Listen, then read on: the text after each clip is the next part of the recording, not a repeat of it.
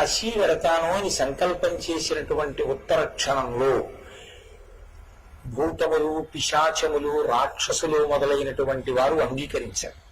వారు ప్రతిబంధకాలను సృష్టిస్తారు అని. అదేంటంటే వాళ్ళు ఎక్కడ ఉంటారంటారేమో, ఇంట్లోనే ఉంటారు. అందుకే కదా ఉత్తిష్టంతో భూత పిశాచాహ ఏకే భూమి భారకాహ అని చెప్తున్నాం కదా. మీరు ఇక్కడి నుంచి లేచిపోండి, ఎందుకంటే మాకు మీకు విరోధం ఏమీ లేదు. మేము ఈశ్వరుణ్ణి ధ్యానం చేయాలనుకుంటున్నాం, కాబట్టి మీరు తొలగిపోండి అని మనం ప్రార్థన చేస్తాం. వాళ్ళు కాశీపట్టణ ప్రవేశాన్ని అంగీకరించారు. ఎందుచేత అంటే కాశీపట్టణంలో ప్రవేశించినంత మాత్రం చేత జీవుడు సర్వోత్కృష్టమైనటువంటి స్థితిని పొందుతాడు. అందుకే కాశీపట్టణ ప్రవేశాన్ని ఉగ్రభూతములు అంగీకరించారు.